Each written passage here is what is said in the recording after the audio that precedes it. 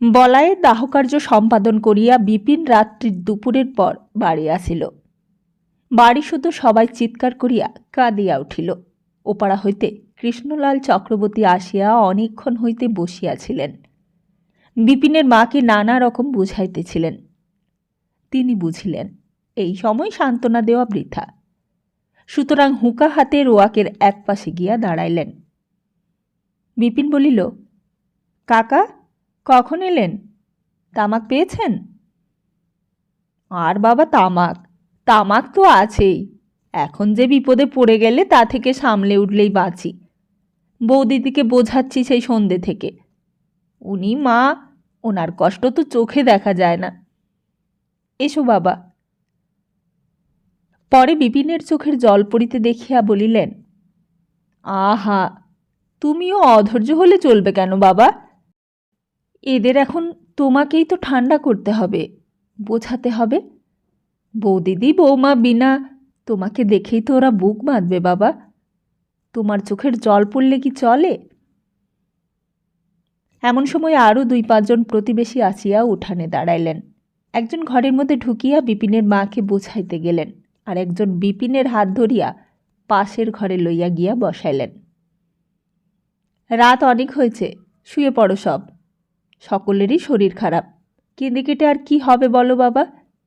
যা হবার তা তো হয়ে গেল, সবই তার খেলা। দুনিয়াটাই এইরকম বাবা। আজ আমার, কাল আর একজনের পালা। শুয়ে পড়ো।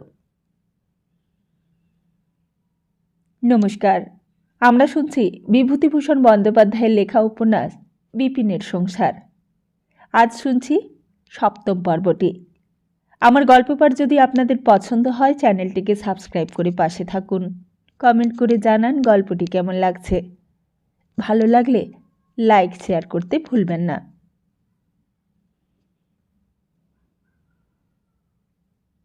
কৃষ্ণলাল চক্রবর্তী রাত্রি এখানেই কাটাইবেন। ইহারা একা থাকিবে তাহা হয় না। আজ রাত্রে অন্তত বাড়িতে অন্য কেউ থাকা খুবই দরকার। বিপিন সারা রাত্রি ঘুমাইতে পারিল না। কৃষ্ণলালের সঙ্গে কথাবার্তায় রাত কাটিয়া গেল। কৃষ্ণলাল বলিলেন, তুমি কয়দিনের ছুটি নিয়ে এসেছো বাবাজি? আগে ছুটি তো নয়, রানাঘাট কোর্টে এসেছিলাম কাজে, সেখান থেকেই বাড়ি এলাম এই একদিনের জন্যে। তারপর তো বলায়ের অসুখ ক্রমেই বেড়ে উঠল, আর যাই কি করে, আটকে পড়লাম। তবে জমিদার বাবুকে চিঠি লিখে সব জানিয়েছি, এ কথাও লিখে দেব কাল। এখন ধরুন এদের ফেলে হঠাৎ কি করে বাড়ি থেকে যাই। মায়ের ওই অবস্থা, আমি কাছে থাকলেও একটা সান্ত্বনা। তারপর ছোড়াটা শ্রাদ্ধ শান্তির একটা ব্যবস্থা, আমি না থাকলে কি করে হয় বলুন? শ্রাদ্ধ শান্তি আর কি, তিল কাঞ্চন করে দ্বাদশী ব্রাহ্মণ খাইয়ে দাও। এ তো আর জাঁকিয়ে শ্রাদ্ধ করার কিছু নেই, কোনো রকমে শুদ্ধ হওয়া। সকালের দিকে মা চিৎকার করিয়া কাঁদিতে লাগিলেন দেখিয়া বিপিন বাড়ি হইতে বাহির হইয়া গেল। গ্রামের মধ্যে কাহারও বাড়িতে যাইতে ভালো লাগে না। সকলেই সহানুভূতি দেখাইবে, আহা উহু করিবে। বর্তমান অবস্থায় বিপিনের তাহা অসহ্য বলিয়া মনে হইতে লাগিল। ভাবিয়া চিন্তিয়া সে আইনিদির বাড়িতে গেল। পাশের গ্রামে আইনিদির বয়স 100 বছর হইলেও বসিয়া থাকিবার পাত্র সে নয়। বাড়ির উঠানে একটা আমড়া গাছের ছায়ায় বসিয়া বৃদ্ধ জালের সুতা পাকাইতেছিল। বাবা ঠাকুর, সকালে কি মনে করে? বসো, তামাক খাবা? সাজি, দাঁড়াও। আইনিদির সঙ্গে তামাক খাইবার সরঞ্জাম মজুদ। সে চকমকি ঠুকিয়া শোলা ধরাইয়া হাতে করিয়া শোলার টুকরোটি কয়েকবার দোলাইয়া লইয়া কলিকায় কাঠ কয়লার উপর চাপিয়া ধরিল। বিপিন বলিল, চাচা, দেশলাই বুঝি কখনো জ্বালো না? ওসব আজকাল উঠেছে বাবা ঠাকুর, ওসব তোমাদের মতো ছেলে ছোকরারাই কেনে। শোলা চকমকির মতো জিনিস আর আছে? আপনি ভালো হয়ে বসো, সেকালের 2-একটা গল্প করি, শোনো। ওই যে দেখছো অশ্বত্থ গাছ, ওর পাশের জমিটার নাম ছিল ফাঁসিতলার মাঠ। নীলকুঠির আমলে ওখানে লোকের ফাঁসি হতো। আমার জ্ঞানে আমি ফাঁসি হতে দেখেছি। তুমি আজ বলছো দিশলাইয়ের কথা? দিশলাই ছিল কোথায় তখন? তুষের আর ঘুটের আগুন মা গিন্না মালসায় পুড়ে রেখে দিত ঘরে, আর প্যাকাটির মুখে গন্ধক মাখিয়ে এগাঁটি করে রেখে দিতাম মালসার পাশে। এই ছিল সেকালের দিশলাই বাবা ঠাকুর। তবে তামাক খাতি শোলা চকমকির রেওয়াজ ছিল।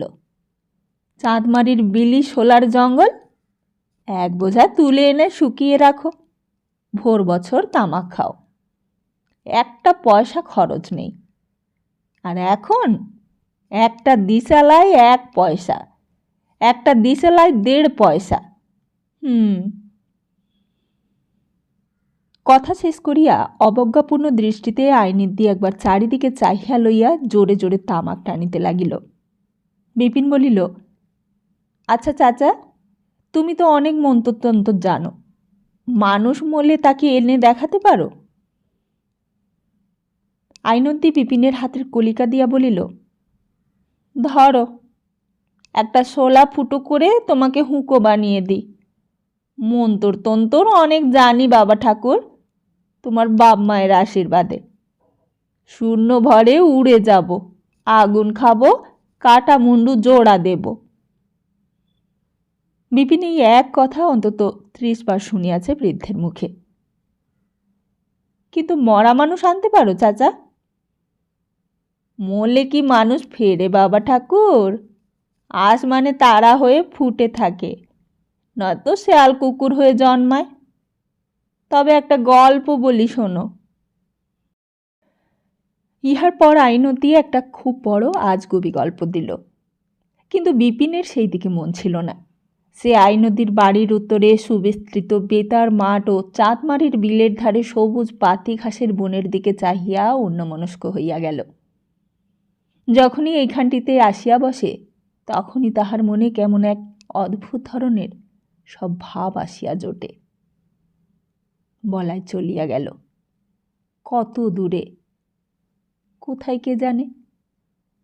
সেও একদিন যাবে, বিনাও যাইবে, মনোরমাও যাইবে, মানিও যাইবে। কেন তবে খাটিয়া মরা? কেন 2 মুঠা অন্নের জন্য অনর্থক লোক পীড়ন করিয়া অভিশাপ কুড়ানো? আজ গেল বলাই, কাল তাহার পালা। একটা জিনিস তাহার মনে হইতেছে, মানি তাহার মাথায় ঢুকাইয়া দিয়াছিল। মানির নিকট এই জন্য সে আজীবন কৃতজ্ঞ থাকিবে। বলাই বিনা চিকিৎসায় মারা গেল। গরিব লোক এমন কত আছে এইসব পাড়াগায়ে, যাহারা অর্থের অভাবে রোগীর চিকিৎসা করাইতেই পারে না।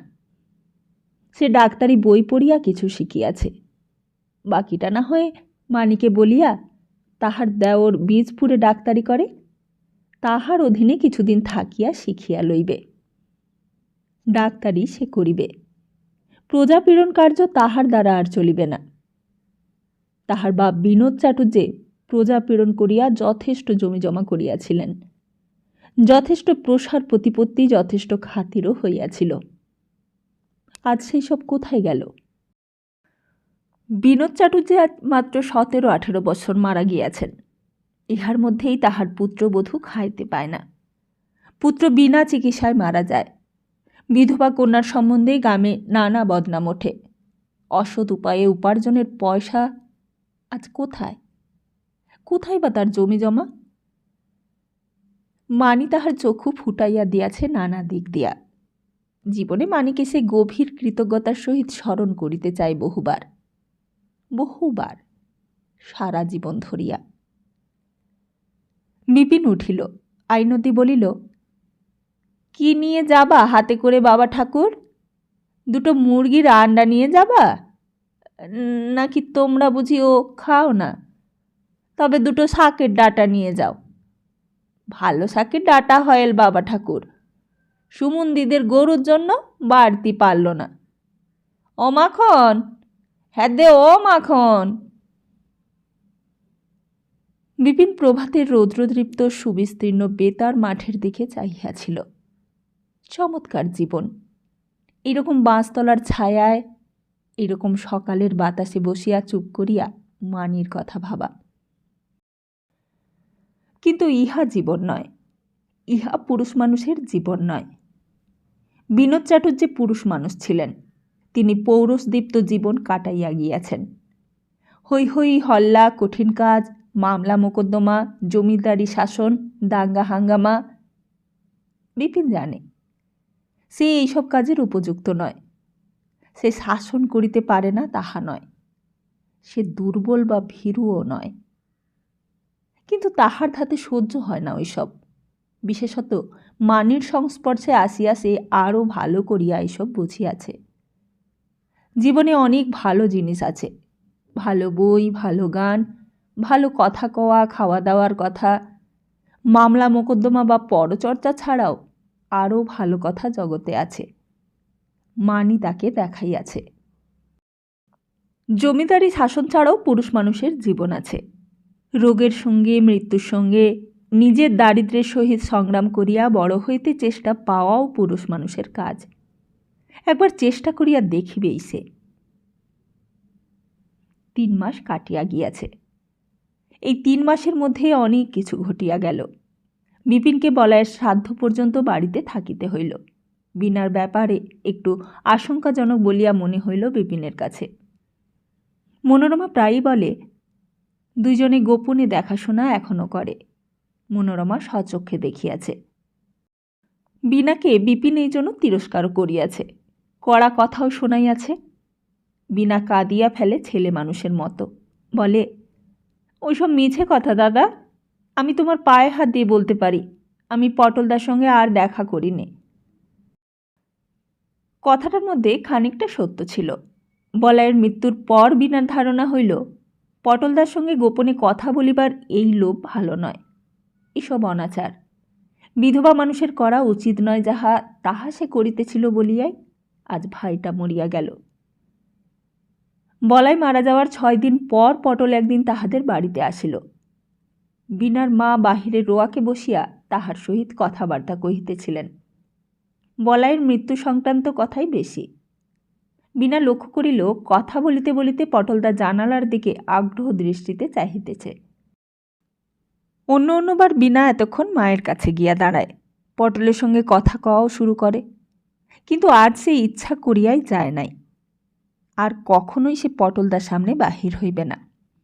বেড়াইতে আসিয়াছে ভালোই, মায়ের সঙ্গে গল্পগুজব করো, চলিয়া যাও। আমার সঙ্গে তোমার কি? বাড়ির মেয়েদের সঙ্গে তোমার কি? প্রায় 1 ঘণ্টা থাকিয়া পটল যেন নিরাশ মনে চলিয়া গেল। আর পটল যেমন বাড়ির বাহির হইল, বিনার তখন মনে পড়িল ছাতের উপর ওই বেলা বৌদিদির রাঙা পাড় শাড়িটা রৌদ্রে দেওয়া হইয়াছিল, তুলিয়া আনা হয় নাই। ছাদে উঠিয়া কাপড় তুলিতে তুলিতে সে নিজের অজ্ঞাতসারে পথের দিকে চাহিয়া রহিল। ওই তো পটলদা চলিয়া যাইতেছে, তেঁতুল গাছটার কাছে গিয়াছে। সে ছাদের উপর দাঁড়াইয়া তাহার দিকে চাহিয়া আছে। যদি পটলদা হঠাৎ ফিরিয়া যায়, পটলদাকে একটা পান সাজিয়া দিলে ভালো হইত। দেওয়া উচিত ছিল। মা যেন কি, লোক বাড়িতে আসিলে তাহাকে শুধু মুখে বিদায় করিতে নাই, ইহা ভদ্রতা। তাহাকে ডাকিয়া পান সাজিয়া দিতে বলিলেই তো সে পান দিত। কাপড় তুলিয়া বিনা নামিয়া আসিল। তাহার মন খুব হালকা হয়ে আছে, ভালোই হইয়াছে। আজ সে বুঝিয়াছে পটলের সঙ্গে দেখা না করায় এমন কোনো কঠিন কাজ নয়, ইচ্ছা করিলেই এটা হয়। একটা কঠিন কর্তব্য সে সম্পন্ন করিয়াছে। বলায়ের শ্রাদ্ধ মিটিয়া গেলে পটল আর একদিন আসিল। বিনা উঠান ঝাড় দিতেছিল। মুখ তুলিয়া সে আসিতেছে দেখিয়াই হাতের ঝাঁটা ফেলিয়া ছুটিয়া বাড়ির মধ্যে ঢুকিল। তাহার বুকের মধ্যে যেন ঢেকির পাড় পড়িতেছে, মুখ শুকাইয়া গিয়াছে। বাড়ির মধ্যে ঢুকিয়াই মনে হইল, ছি, অমন করিয়া ছুটিয়া পলাইয়া আসা উচিত হয় নাই। আচ্ছা, পটলদা কি দেখিতে পাইয়াছে? বোধহয় পায় নাই, কারণ তখনও সে তেঁতুল তলার মোড়ে, তেঁতুল গাছের গুড়িটার আড়ালে। যাহা হোক, পটলদা তো বাঘ নয়, ভাল্লুকও নয়, অমনভাবে ছুটিয়া পালাইবার মানে হয় না। সহজভাবে মায়ের সামনে গিয়ে কথা বলাই ভালো। ব্যাপারটাকে সহজ করিয়া তোলাটাই ভালো। কিন্তু বিনা একদিনও বাহিরে আসিল না। এমনকি যখন পটল জল খাইতে চাহিল, বিনার মা বলিলেন, ও মা বিনা, তোর পটল দাদাকে এক গ্লাস জল দিয়ে জানা। বিনা নিজে না গিয়া বিপিনের বড় ছেলে টুনুর হাত দিয়া জলের গ্লাস পাঠাইয়া দিল। তাহার হাসি পাইতেছিল। মনে মনে ভাবিল, সব দুষ্টুমি পটলদার, জল তেষ্টা না ছাই পেয়েছে, আমি যেন আর বুঝে নে ওইসব। সে যাইবে না, কখনোই যাইবে না। জীবনে আর কখনোই পটলদার সঙ্গে সে দেখা করিবে না। শেষ, সব শেষ হইয়া গিয়াছে। ইয়ার 5-6 দিন পর বিনা একদিন সন্ধ্যার সময় ছাতে শুকাইতে দেওয়া মুসুরির ডাল তুলিতে গিয়াছে। ছাতের আলিশার কাছে আসিতেই দেখিতে পাইল পটলদা নিচে বাগানের কাঁঠাল তলায় দাঁড়াইয়া ওপরের দিকে চাহিয়া আছে। বিনার সমস্ত শরীর দিয়া যেন কি একটা বহিয়া গেল। হঠাৎ পটলদাকে এইভাবে দেখিবে তাহা সে ভাবে নাই। কিন্তু আজ কয়দিন বিনা দুপুরে ও বিকালের দিকে নির্জনে থাকিলেই ভাবিয়াছে পটলদার কথা। অন্য কিছু নয়, সে শুধু ভাবিয়াছে, আচ্ছা, এই যে 2-3 দিন সে পটলদার সঙ্গে ইচ্ছা করিয়াই দেখা করিল না, পটলদা কিভাবে লইয়াছে জিনিসটা? খুব কি চটিয়াছে? কিংবা হয়তো তাহার কথা লইয়া পটলদা আর মাথায় ঘামায় না, তাহাকে হয়তো মন হইতে দূর করিয়া দিয়াছে। তা যদি দিয়া থাকে, খুব বুদ্ধিমানের মতো কাজ করিয়াছে। পটলদা কষ্ট পায় তাহা বিনা চায় না। ভুলিয়া যাক, সেই ভালো। মনে রাখিয়া যখন কষ্ট পাওয়া, ভুলিয়া যাওয়াই ভালো। দুপুরে এই কথা ভাবিয়া বিনা দেখিয়াছে বেলা যতই পড়ে, সে কথাই মনের মধ্যে কেমন একটা, ঠিক বেদনা বা কষ্ট বলা হয়তো চলিবে না, কিন্তু কেমন একটা কি যে হয়, ঠিক বলিয়া বোঝানো কঠিন। কি বলিয়া বুঝাইবে সে ভাবটা? যাহা হোক, যখন সেটা হয়, বিশেষত সন্ধ্যার দিকে, যখন বড় তেঁতুল গাছটায় কালো কালো বাদুড়ের দল ঝাঁক বাঁধিয়া ফেরে, সন্তুদের নারকেল গাছটার মাথায় একটা নক্ষত্র ওঠে, বৌদি সাঁজালের মালসা হাতে গোয়াল ঘরে সাঁজাল দিতে ঢোকে, আর একটু পরে ঘুটের ধোঁয়ায় উঠানের পাতিলেবু তলাটা অন্ধকার হইয়া যায়, তখন ছাতের ওপর একা দাঁড়াইয়া বাঁশঝাড়ের মাথার দিকে চাহিয়া চাহিয়া বিনার যেন কান্না আসে। কোথাও কিছু যেন নাই, কোথাও কিচ্ছু নাই।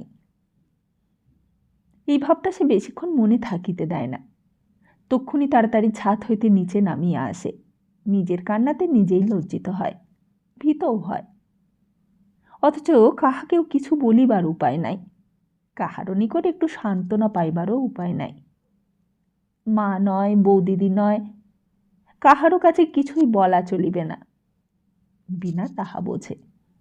এ তার নিজস্ব কষ্ট, অত্যন্ত গোপন জিনিস, গোপনেই সহ্য করিতে হইবে। হঠাৎ এই সময় পটলদাকে এইভাবে দেখিয়া বিনা যেন কেমন হইয়া গেল। তাহার মুখ দিয়া কথা বাহির হইল না। পটল গাছের গড়িটার দিকে আর একটু হটিয়া গেল। বিনার দিকে চাহিয়া একটু হাসিয়া বলিল, বিনা, আমার উপর তোমার রাগ কিসের? বিনা এবার কথা খুঁজিয়া পাইল, বলিল, রাগ কে বললে? 2 দিন তোমাদের বাড়ি গেলাম, বাইরে এলে না, দেখাও করলে না, রাগ নয় তো কি? রাগ নয়, এমনি কাজে ব্যস্ত ছিলাম। মিথ্যে কথা, কাজে ব্যস্ত থাকলেও একটু বাইরে আসা যায় না। সত্যি বলো লক্ষ্মীটি, আমি কি দোষ করেছি? তুমি পাগল নাকি পটলদা? আচ্ছা, সন্ধেবেলায় এখানে এসেছো আবার? লোকে দেখলে কি মনে করবে? তোমায় একদিন বারণ করে দিয়েছি, মনে নেই? যাও, বাড়ি যাও। বিনা কথাটা বলিল বটে, কিন্তু তাহার মনের মধ্যে হঠাৎ একটা অদ্ভুত ধরনের আনন্দ আসিয়া জুটিয়াছে। সন্ধ্যার অন্ধকার অদ্ভুত হইয়া উঠিয়াছে। জোনাকি জ্বলা অন্ধকার, সাঁঝালের ঘুটের চোখ জ্বলা করা ধোঁয়ার ঘনীভূত অন্ধকার। তাহাকে এমন করে জীবনে কেহই চায় না। সে কথা কহে নাই বলিয়া ছুটিয়া আসছে ওরা বিচুটি বনের আগাছায় জঙ্গলের মধ্যে সাপে খায় কি ব্যাঙে খায়, সন্ধ্যার অন্ধকারে ভূতের মতো দাঁড়াইয়া থাকে নাই কখনো, কাঙালের মতো একটুখানি মিষ্ট কথার প্রত্যাশী হইয়া।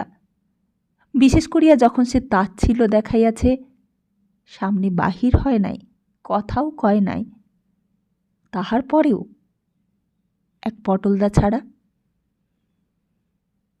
পটল মিনতি সুরে বলিল, কেন এমন করে তাড়িয়ে দেবে বিনা? আমি কি করেছি বলো?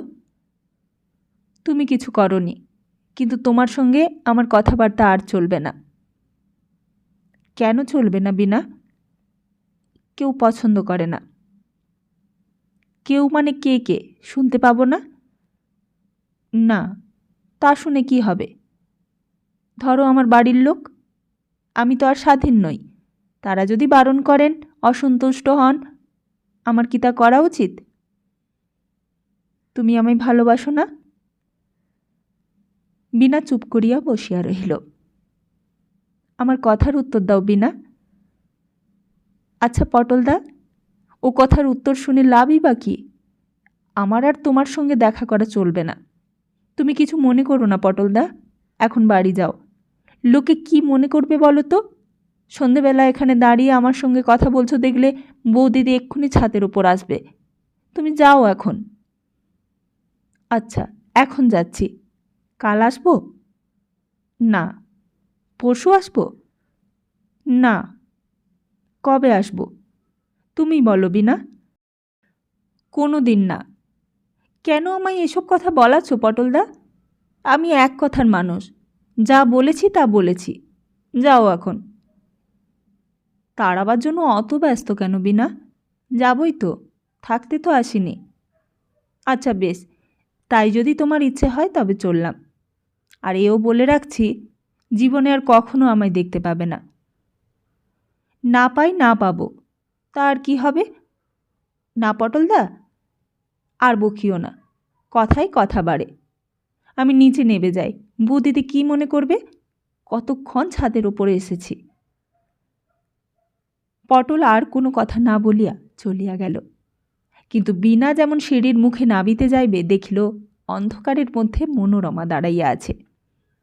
বৌদিদির ভাব দেখিয়া বিনার মনে হইল সে বেশিক্ষণ আসে নাই এবং সিঁড়িতে দাঁড়াইয়া তাহাদের শেষ কথা শুনিয়াছে। আসলে মনোরমা কিছুই শুনিতে পায় নাই, কিন্তু ছাতে উঠিবার সময় বিনা কাহার সঙ্গে সন্ধ্যাবেলা কথা কহিতেছে জানিবার জন্য সিঁড়ির মুখে অন্ধকারে দাঁড়াইয়াছিল এবং অল্প কিছুক্ষণ দাঁড়াইবার পরেই বিনা কথা বন্ধ করিয়া তাহার সঙ্গে ধাক্কা খাইল। মনোরমা বলিল, কার সঙ্গে কথা বলছিলে ঠাকুরজি? বিনা ঝাঁঝের সঙ্গে বলিল, জানি নে, সরো, রাস্তা দাও। উঠে এসে দিব্যি তো দাঁড়িয়ে আছো অন্ধকারে। বাবারে, সবাই মিলে আমাকে খাও, খেয়ে ফেলো। বলিয়া সে তরতর করিয়া নামিয়া গিয়া মায়ের ঘরে একখানা ছেঁড়া মাদুর এক কোণে পাতিয়া সোজাসুজি শুইয়া পড়িল। মনোরমা মনে মনে বড় অস্বস্তি বোধ করিল। বিনা আবার গোপনে পটলের সঙ্গে দেখাশোনা করিতেছে তাহা হইলে? ও নিশ্চয়ই পটল, না হইলে আর কাহার সঙ্গে সন্ধ্যাবেলা ছাদ হইতে চাপা সুরে কথাবার্তা বলিবে? আর ঠাকুরঝির রাগের কারণই বা কি আছে তাহা সে বুঝিয়া পাইল না।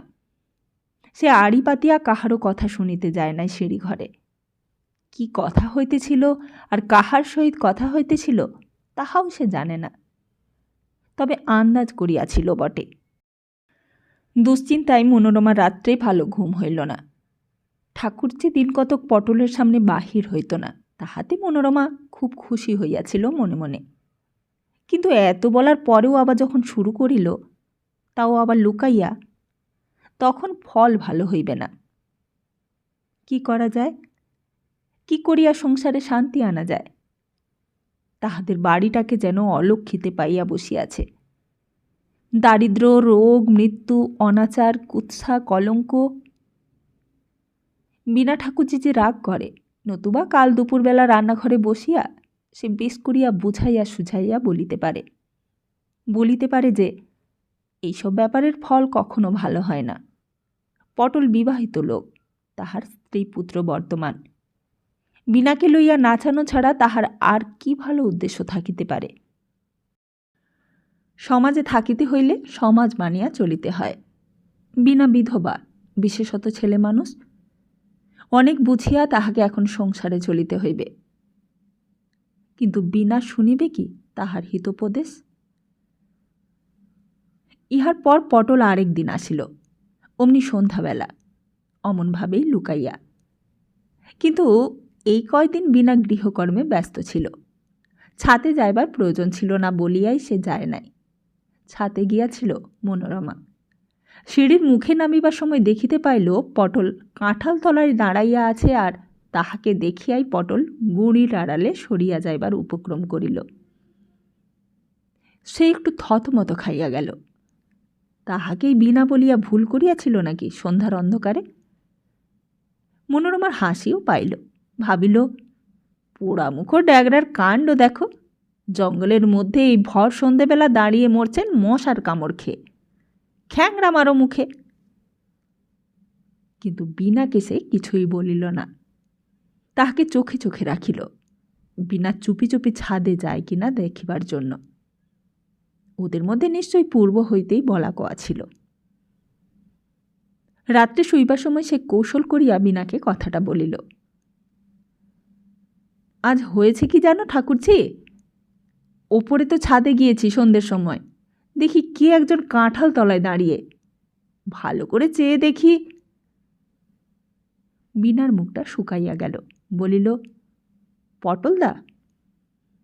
মনোরমা খিলখিল করিয়া হাসিয়া ফেলিল। হাসির ধমকে কথা উচ্চারণ করিতে না পারিয়া ঘাড় নাড়িয়া জানাইল, পটলই বটে। আমি তোমার পা ছুঁয়ে বলতে পারি বৌদি, আমি কিছুই জানি নে। বিনা কিন্তু এই কথা বলিতে পারিল না যে সে পটলদাকে সেই দিনই আসিতে নিষেধ করিয়া দিয়াছে। সে কথা তাহার আর পটলদার মধ্যে গুপ্ত থাকিবে। বাহিরের লোককে তাহা জানাইলে পটলদার অপমান হইবে। লোকের সামনে পটলদাকে সে ছোট করিতে চায় না, তাহার মন তাহাতে সায় দেয় না। কিন্তু আশ্চর্য, এত বলার পরেও পটলদা আবার আসিয়াছিল। রাত্রে শুইয়া শুইয়া কতবার পটলের ওপর দারুণ রাগ করিবার চেষ্টা করিল। ভারী অন্যায় পটলদার। যখন সে বারণ করিয়া দিয়াছে, তখন কেন আবার দেখা করিবার চেষ্টা পাওয়া? ছি ছি, বৌদিদি না দেখিয়া যদি অন্য লোক দেখিত। পটলদার লোক ভালো নয়, ভালো লোক নয়, চরিত্রের খারাপ লোক। ভালো চরিত্রের লোক যারা, তারা এমনটা করে না। আচ্ছা, একটা কথা, তাহারই সঙ্গে বা পটলদা দেখা করিবার অত আগ্রহ কেন দেখায়? আরও তো কত মেয়ে আছে। এই অন্ধকারে আগাছার জঙ্গলের মধ্যে দাঁড়াইয়া সত্যি যদি সাপে কামড়াইত? কথাটা মনে করিবার সঙ্গে সঙ্গেই পটলের ওপর এক প্রকার অদ্ভুত ধরনের সহানুভূতি আসিয়া জুটিল বিনার মনে।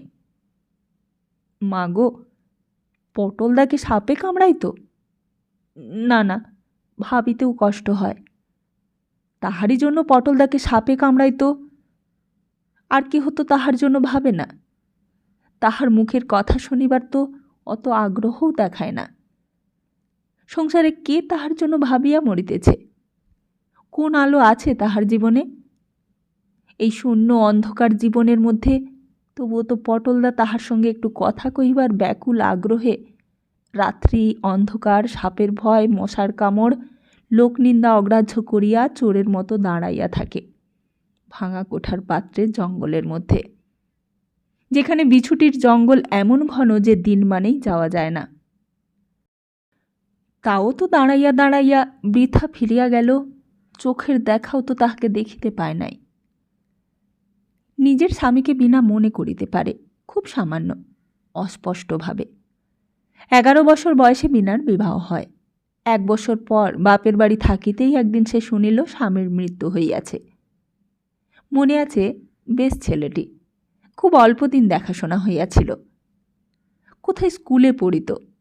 শ্বশুর শাশুড়ি তাহাকে বাড়ি বেশি দিন থাকিতে দিতেন না, স্কুল বোর্ডিংয়ে পাঠাইয়া দিতেন। সেসব আজকার কথা নয়। বিনার বয়স এখন 23-24, 12 বছর আগের কথা। স্বপ্ন হইয়া গিয়াছে। হঠাৎ বিনা দেখিল সে কাঁদিতেছে, হাপুস নয়নে কাঁদিতেছে। বালিশের একটা ধার একেবারে ভিজিয়া গিয়াছে চোখের জলে। দেনা জড়াইয়া গিয়াছে একরাশ, কোনো দোকানে আর ধার পাইবার জো নাই। কৃষ্ণলাল চক্রবর্তী সংসারের বন্ধু, 2 বেলা যাতায়াত করেন। খোঁজ খবর যা লইবার তিনিই লইয়া থাকেন। অন্য লোকে বড় একটা ইহাদের লইয়া মাথা ঘামায় না। সেদিন সন্ধ্যাবেলা রোয়াকে বসিয়া কথাবার্তা কহিতে কহিতে কৃষ্ণলাল বলিলেন, পলাশপুর যাবার তোমার আর দেরি কিসের হে বিপিন? বেরিয়ে পড়ো, চলে যাও এইবার। তোমারই দোষ, একবার বাড়ি এসে চেপে বসলে তুমি আর নড়তে চাও না। আপনার কাছে লুকোবো না কাকা, চাকুরি গিয়েছে আজ মাসখানেক হলো। অনাদিবাবু চিঠি লিখে জানিয়েছিলেন যদি আমি 1 হপ্তার মধ্যে না ফিরি তিনি অন্য লোক রাখতে বাধ্য হবেন। সে চিঠির উত্তর দিইনি আমি। চিঠির উত্তর দাওনি? না খেতে পেয়ে কষ্ট পাচ্ছ সে ভালো খুব না? তোমার উপায় যে কি হবে আমি তো কিছু বুঝি নে বাপু। না না, শোনো, আমার মনে হয় তোমার চাকুরি এখনো যায়নি। নতুন লোক খুঁজে পাওয়া শক্তও বটে, আর বিশ্বাস তো আর যাকে তাকে করাও যায় না। তুমি যাও, কাল সকালেই দুর্গা বলে বেরিয়ে পড়ো। বেরিয়েই পড়ব কাকা, তবে সেই দিকে নয়। আমি ডাক্তারি করব ভেবে রেখেছি অনেক দিন। ওই সনাতনপুর, কামারগা, পিপলিপাড়া এসব অঞ্চলে ডাক্তার নেই। কে যাবে ওই সব অঞ্চলে পাড়াগাঁয়ে মরতে? আমি সনাতনপুরেই বসবো ভেবেছি। সনাতনপুরের রামনিধি দত্ত ওখানকার মধ্যে একজন বিশিষ্ট লোক। সেখানে গিয়ে বাবার পরিচয় দিয়ে ওই গাঁয়েই বসবো, দেখি কি হয়। জমিদারি শাসন আর প্রজা ঠেঙানো আর করছি না কাকা। বলাই মারা যাওয়ার পর আমি বুঝতে পেরেছি ও কাজে সুখ নেই, আর আমি ওই পথে। কৃষ্ণলাল অবাক হইয়া বলিলেন, ডাক্তারি করবে? ডাক্তারি শিখলে কোথায় তুমি যে ডাক্তারি করবে? যত বদখেয়াল কি তোমার মাথায় আসে? ডাক্তারি আমি করেছি এর আগেও, ধোপাখালির কাছারিতে বসে। আর শেখার কথা বলছেন? কেন, বই পড়ে বুঝি শেখা যায় না? জমিদার বাবুর মেয়ে আমাকে কতগুলো ডাক্তারি বই দিয়েছিল, তাই পড়েই শিখেছি। সেই আমাকে ডাক্তারি করার পরামর্শ দেয় কাকা। বলেছিল তার এক দেওর বীজপুরে ডাক্তারি করে, তার কাছে গিয়ে শেখার ব্যবস্থা করে দেবে। ওই বলেছিল, বেশ চমৎকার মেয়ে, মনটিও খুব ভালো। আমায় বলেছিল। হঠাৎ বিপিন দেখিল মানির কথা একবার আসিয়া পড়িয়াছে যখন, তখন ওর কথা বলিবার ঝোঁক তাহাকে পাইয়া বসিয়াছে। ডাক্তারির কথা গৌণ, মুখ্য কাজ মানির সম্বন্ধে কথা বলা। কৃষ্ণ কাকার সামনে? বিপিন চুপ করিল। কৃষ্ণলাল বলিলেন, জমিদার বাবুর মেয়ে? বিয়ে হয়েছে? তোমার সঙ্গে কিভাবে আলাপ? আগে হ্যাঁ, বিয়ে হয়েছে বই কি, 22-23 বছর বয়স। আমার সঙ্গে তো ছেলেবেলা থেকেই আলাপ ছিল কি না। ওই বাবার সঙ্গে ওদের বাড়ি ছেলেবেলায় যেতাম, তখন থেকেই আলাপ। একসঙ্গে খেলাও করেছি। এখনও আমাকে যত্নার্তি করে বড্ড। আর কিসে আমার ভালো হবে সর্বদাই ওর সেই দিকে। বিপিনের গলার সুরে কৃষ্ণলাল একটু আশ্চর্য হইয়া উহার দিকে চাহিয়াছিলেন। বিপিন আবার দেখিল সে মানের সম্বন্ধে প্রয়োজনের অতিরিক্ত কথা বলিয়া ফেলিতেছে। কি যেন অদ্ভুত নেশা। মানের সম্বন্ধে কতকাল কাহারও কাছে কোনো কথা বলে নাই। আজ যখন ঘটনাক্রমেই তাহার কথা আসিয়া পড়িয়াছে, তখন আর থামিতে ইচ্ছে করে না কেন? অনবরতই তাহার কথা বলিতে ইচ্ছে করে কেন? বিপিন আবার চুপ করিয়া রহিল। কৃষ্ণলাল বলিলেন, জমিদার বাবুর মেয়ে? বিয়ে হয়েছে? তোমার সঙ্গে কিভাবে আলাপ? আগে হ্যাঁ, বিয়ে হয়েছে বই কি, 22-23 বছর বয়স। আমার সঙ্গে তো সেই ছেলেবেলা থেকে আলাপ ছিল কি না। বাবার সঙ্গে ওদের বাড়ি ছেলেবেলায় যেতাম, তখন থেকেই আলাপ। একসঙ্গে খেলাও করেছি। এখনও আমাকে যত্ন আত্মি করে বড্ড। আর কিসে আমার ভালো হবে সর্বদা ওর সেই দিকেই। বিপিনের গলার সুরে কৃষ্ণলাল একটু আশ্চর্য হইয়া উহার দিকে চাহিয়াছিলেন। বিপিন আবার দেখিল সে মালির সম্বন্ধে প্রয়োজনের অতিরিক্ত কথা বলিয়া ফেলিতেছে। কি যেন অদ্ভুত নেশা। মানির সম্বন্ধে কত কাল কাহারও কাছে কোনো কথা বলে নাই, আর আজ যখন ঘটনাক্রমে তাহার কথা আসিয়া পড়িয়াছে তখন আর থামিতে ইচ্ছা করে না কেন? অনবরতই তাহার কথা বলিতে ইচ্ছে করে কেন?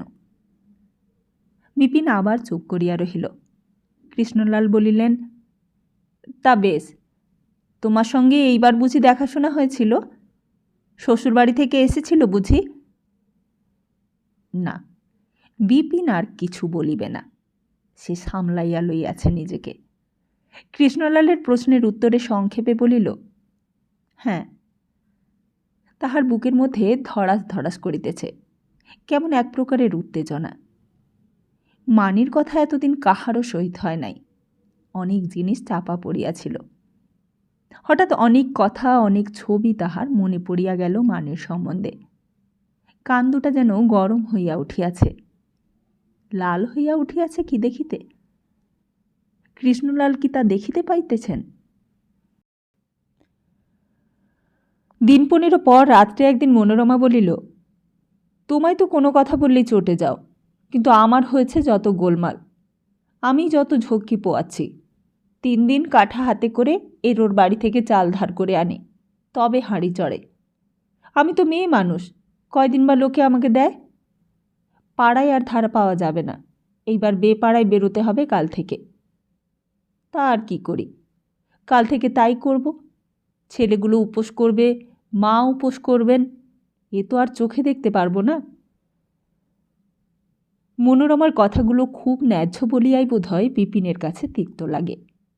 সে ঝাঁঝের সহিত বলিয়া ওঠে, এখন তোমাদের জন্য চুরি করতে পারবো না তো? না পোষায় ভাইকে চিঠি লিখো, দিন কত গিয়ে বাপের বাড়ি ঘুরে এসো, সোজা কথা আমার কাছে। মনোরমা কাঁদিতে লাগিল। না, বিপিনের আর সহ্য হয় না। কি যে সে করে! চাকুরি তাহার নিজের দোষে যায় নাই। বলায়ের অসুখ, বলায়ের মৃত্যু, বিনার ব্যাপার, নানান গোলযোগ। সে ইচ্ছে করিয়া চাকুরি ছাড়িয়া আসে নাই, অথচ স্ত্রী দেখিতেছে সবটাই তাহার দোষ। রাত্রি অনেক হইয়াছে। পল্লীগ্রামের লোক সকাল সকালেই শুইয়া পড়ে। কোনো দিকে কোনো শব্দ নাই। উত্তর দিকের ভাঙা জানালাটার ধারেই তক্তপোশখানা পাতা। বিপিন উঠিয়া দালান হইতে তামাক সাজিয়া আনিয়া তক্তপোশের ওপর বসিয়া জানালা দিয়া বাহিরের দিকে চাহিয়া হুঁকা টানিতে লাগিল। জানালার বাহিরের কোঠার গায়ে লাগানো ছোট্ট তরকারির ক্ষেত। বলায় গত চৈত্র মাসে কুমড়া পুঁতিয়াছিল। কেন খুব বড় গাছ হইয়া অনেকখানি জায়গা জুড়িয়া লইয়াছে বাগানে। তরকারির ক্ষেতের পর তাহাদের কাঁঠাল গাছ, তারপর রাস্তা। রাস্তার ওপারে নবীন বাড়ুজ্যের বাঁশঝাড় ও গোহাল। ঘন ঠাস বুনানি কালো অন্ধকার বাঁশঝাড়ের সর্বাঙ্গে অসংখ্য জোনাকি জ্বলিতেছে। মনোরমার ওপর তাহার সহানুভূতি হইল। বেচারি অবস্থাপন্ন গৃহস্থ ঘরের মেয়ে। তাহাদের বাড়িতে অনেক আশা করিয়াই উহার জ্যাঠা মহাশয় বিবাহ দিয়াছিলেন। এখন খাইতেই পায় না পেট ভরিয়া 2 বেলা। পাড়ায় কোথাও সে বাহিরও হয় না। সমবয়সী বৌঝিদের সঙ্গে কমই মেশে, কারণ গরিব বলিয়াও বটে এবং বিনার ব্যাপার লইয়াও বটে। নানান অপ্রীতিকর কথা শুনিতে হয় বলিয়া সে কোথাও বড় একটা যায় না, ঘরের কাজ লইয়াই থাকে। বিপিন বলিল, কেঁদো না, শোনো বলি। মনোরমা কথা কহিল না, আঁচল দিয়া চোখ মুছিতে লাগিল। আধময়লা শাড়ির আঁচলটা মাদুর হইতে খানিকটা মেঝের ওপর লুটাইতেছে। সত্যই কষ্ট হয় দেখিলে। শোনো, আমি কাল কিংবা পরশু বাড়ি থেকে যাই। পিপিলিপাড়া গিয়ে ডাক্তারি করব ভেবেছি, তুমি কি বলো? পিপিলিপাড়া বেশ ঘা, চাষিবাসীর লোক অনেক, হয়তোবা কিছু পাবো। তুমি কি বলো? স্বামী তাহার মতামত চাহিতেছে, ইহা মনোরমার কাছে এক নতুন জিনিস বটে। সে একটু আশ্চর্য হইল, খুশিও হইল। চোখের জল মুছিয়া বিপিনের দিকে চাহিয়া বলিল, তুমি ডাক্তারি জানো? জানি তো, ধোপাখালি থাকতে রুগী দেখতাম। কোথা থেকে শিখলে ডাক্তারি? বই পেয়েছিলাম জমিদার বাড়ির, মানে লাইব্রেরি থেকে। বেশ বড় লাইব্রেরি আছে কিনা ওদের বাড়ি? মনোরমার পিতৃগৃহ গোয়ারি কৃষ্ণনগর। সে বলিল, লাইব্রেরি আবার কি? লাইব্রেরি তো বলে। আমাদের পাড়ায় মস্ত লাইব্রেরি আছে গোয়ারিতে। জেঠিমা বই আনতেন, আমরা দুপুরবেলা পড়তাম। ওই হলো। তা আমি বলছিলাম কি, দিন কতকের জন্য একবার ঘুরে এসো না কেন সেখানে? আমি একটু সামলে নিই। যদি পিপিলি পাড়ায় লেগে যায় তবে পুজোর পরেই নিয়ে আসবো এখন। কি বলো? মনোরমা বলিল, সেখানে যাব কোন মুখে? নিজের বাবা মা থাকলে অন্য কথা ছিল। জ্যাঠামশাই বিয়ের সময় যা দিয়েছিলেন তুমি তা ঘুচিয়েছ। শুধু গায়ে শুধু হাতে তাদের সেখানে গিয়ে দাঁড়াবো? তারা হলো বড় লোক। 2 জ্যাঠতো বোন স্কুলে কলেজে পড়ে, আর বৌদিদিরা বড় লোকের মেয়ে। তারা মুখে কিছু না বললেও মনে মনে হাসে। তার চেয়ে না খেয়ে এখানে পচে মরি সেও ভালো। তার যুক্তিটা অকাট্য। ইহার ওপর বিপিন কিছুই বলিতে পারিল না। বলিল, তা নয় মনোরমা, আমি ডাক্তারিতে বসলে আজই যে হুড়হুড় করে টাকা ঘরে আসবে তা তো নয়। 2 দিন একটু আমায় নির্ভাবনায় থাকতে না দিলে আমি তোমাদের ব্রহ্মডাঙ্গায় ফেলে রেখে গিয়ে সুয়াস্তি পাব? তাই বলছিলাম। মনোরমা বলিল, তুমি এসো গিয়ে, আমাদের ভাবনা আমরাই ভাবব। ঠিক, সে ভার নেবে তো? না নিয়ে উপায় কি বলো? দিন 4-5 পর বিপিন ছোট্ট একটি টেনের সুটকেস হাতে করিয়া পিপিলিপাড়া রামনিধি দত্ত মহাশয়ের বহির্বাটিতে আসিয়া উপস্থিত হইল। বেলা প্রায় 12টা বাজে। সকালে বাড়ি হইতে বাহির হইয়া হাঁটিতে হাঁটিতে আসিয়াছে। পায়ে 1 পা ধুলা, গায়ের কামিজটি ঘামে ভিজিয়া গিয়াছে। রামনিধি দত্তের বাড়ি দেখিয়া সে কিছু হতাশ হইল। ভাঙা পুরনো কোঠাবাড়ি, বহুকাল মেরামত হয় নাই। কার্নিসে স্থানে স্থানে বট অশ্বত্থের চারা গজাইয়াছে। আর কি ভয়ানক জঙ্গল গ্রামটিতে! শুধু আমের বাগান আর ঘন নিবিড় বাঁশবন। দত্তমহাশয়কে পূর্বে সে একখানা চিঠি লিখিয়াছিল। তিনি বিপিনকে আসিতেও লিখিয়াছিলেন। তবুও নতুন অচেনা জায়গায় আসিয়া বিপিনের কেমন যেন বাধো বাধো ঠেকিতে লাগিল। বহির্বাটির চণ্ডীমণ্ডপে উঠিয়া সে সুটকেসটি নামাইয়া একখানা হাতল ভাঙা চেয়ারের ওপর বসিয়া চারিদিকে একবার চাহিয়া দেখিল। চণ্ডীমণ্ডপটি সেই কালের, দেখিলেই বোঝা যায়। নিমকাঠের বড় কড়ি হইতে একটা কাঠের বিড়াল ঝুলিতেছে। সেকালের অনেক চণ্ডীমণ্ডপে এইরকম বিড়াল কিংবা বাঁদর ঝুলিতে বিপিন দেখিয়াছে। একদিকে রাশিকৃত বিচালি, অন্যদিকে একখানা তক্তপোশের ওপর একটা পুরনো সব বিছানা। ঘরের মেঝেতে এক স্থানে তামাক খাইবার উপকরণ, টিকে তামাক, হুঁকা, কলিকা। ইহা ব্যতীত অন্য কোনোই আসবাব চণ্ডীমণ্ডপে নাই। রামনিধি দত্ত খবর পাইয়া বাহিরে আসিয়া বলিলেন, আপনি ডাক্তারবাবু? ব্রাহ্মণের চরণে প্রণাম। আসুন আসুন, বড় কষ্ট হয়েছে এই রোদ্দুরে। বৃদ্ধ বিবেচক লোক। অল্প কিছুক্ষণ কথা বলিবার পর তিনি বলিলেন, আপনি বসুন, আমি জল পাঠিয়ে দিই হাত পা ধোবার। জামা খুলে একটু বিশ্রাম করুন। তারপরে পাশেই নদী, ওই বাঁশঝাড়টার পাশ দিয়ে রাস্তা। নিয়ে আসবেন, এখন তেল পাঠিয়ে দিচ্ছি। স্নান করিতে গিয়া নদীর অবস্থা দেখিয়া বিপিন প্রমাদ গণিল। কচুরিপানার দামে স্নানের ঘাটের জল পর্যন্ত এমন ছাইয়া ফেলিয়াছে যে জল দেখাই যায় না। জল রাঙা, স্নান করিয়া উঠিলে গা চুলকায়। কোনো রকমে স্নান ছাড়িয়া সে ফিরিল। বৃদ্ধ বলিলেন, এত বেলায় রান্না করতে গেলে আপনার যদি কষ্ট হয় তবে বলুন, চিড়ে আছে, দুধ আছে, ভালো কলা আছে, নারকেল কোড়া আছে, আনিয়ে দিই। ওবেলা বরং সকাল সকাল রান্নার ব্যবস্থা করে দেব এখন। ইতিমধ্যে 10-11 বছরের একটি ছেলে একখানা রেকাবিতে একপাশে খানিকটা নারকেল কোড়া আর এক পাশে একটু গুড় লইয়া আসিল। বৃদ্ধ বলিলেন, জল খেয়ে নিন। সেই কখন বেরিয়েছেন, ব্রাহ্মণ দেবতা। স্নান আহ্নিক না করে তো আর জল খাবেন না। কষ্ট কি কম হয়েছে? ওরে, জল আনলি নে, খাবার জল ঘটি করে নিয়ে আয়। সন্ধে আর্নিং হয়েছে কি? বিপিন দেখিল দত্ত মহাশয় গোঁড়া হিন্দু। এখানে যদি সুনাম অর্জন করিতে হয় তবে তাহাকে সব নিয়মকানুন মানিয়া আচারনিষ্ঠ ব্রাহ্মণ সন্তান সাজিয়া থাকিতে হইবে। সুতরাং সে বলিল, সন্ধে আর্নিক নদী থেকে সারবই ভেবেছিলাম, কিন্তু তা তো হলো না। এখানেই বরং একটু। হ্যাঁ হ্যাঁ, আমি সব পাঠিয়ে দিচ্ছি, এখানেই সেরে নিন। ওহ, ভাগ্যে সে বাড়িতে পা দিয়াই এক ঘটি জল চাহিয়া লয় নাই। তাহা হইলে এই বাড়িতে তাহার মান থাকিত না। অবস্থা বিপর্যয় ঘটিলে কি কষ্টেই না পড়িতে হয় মানুষকে। তাহলে রান্নার ব্যবস্থা করে দেব নাকি চিড়ে খাবেন এই বেলা? না না, রান্না আর এত বেলায় করতে পারবো না, এবেলা যা হয়। দত্তমহাশয় মহাব্যস্ত হইয়া বাড়ির ভেতর চলিয়া গেলেন। বিপিন থাকে দত্তমহাশয়ের চণ্ডীমণ্ডপে। পাশের একখানা ছোট চালাঘরে রাঁধিয়া খায়। দত্তমহাশয় বাড়ি হইতেই প্রতিদিন চাল ডাল দেন। বিপিনের তাহা লইতে বাধো বাধো ঠেকে, কিন্তু উপায় নাই, বাধ্য হইয়াই গ্রহণ করিতে হয়। একদিন রোগী দেখিয়া সে একটি টাকা পাইল। দত্তমহাশয়ের নাতিকে ডাকিয়া বলিল, হিরু, আজ তোমার মাকে বলো আজ আর আমায় শীতে পাঠাতে হবে না। রুগী দেখে কিছু পেয়েছি, তা থেকেই জিনিসপত্র কিনে আনব।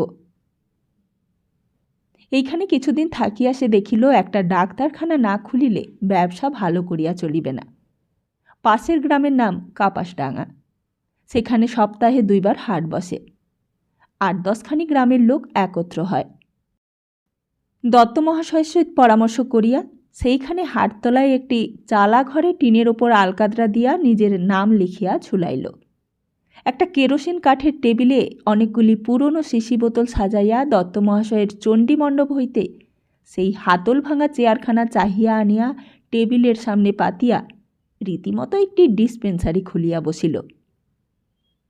এই গ্রামেও লোক নাই, যেখানে সে থাকে সেখানেও লোক নাই।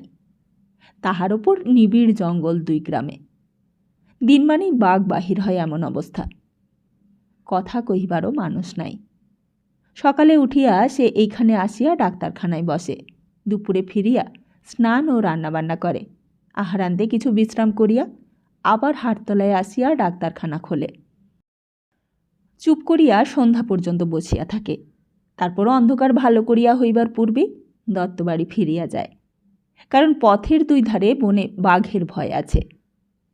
রোগী বিশেষ আসে না। এইসব অজপাড়া গায়ের লোক চিকিৎসা করাইতে শেখে নাই। ঝাড়ফুঁক শিকড় বাকড়েই কাজ চালায়।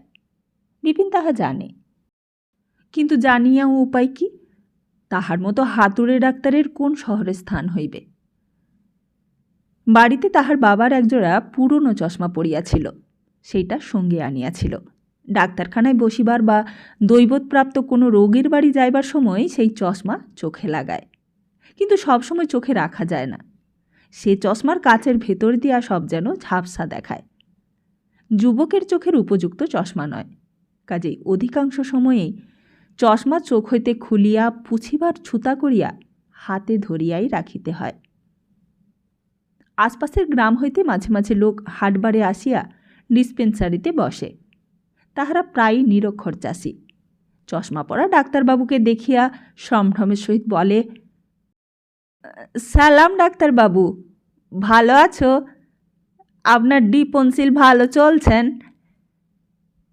নিজেদের মধ্যে বলাবলি করে, বড় ডাক্তার গো, ভালো জায়গার ছাওয়াল, হাতের পানি খালি ব্যামসারে, চেহারাখানা দেখছ না চাচা? কিন্তু ওই পর্যন্তই। পয়সার যে খুব বেশি জমে তা নয়। ইহারা নিতান্তই গরিব। পয়সা দিবার ক্ষমতা ইহাদের নাই।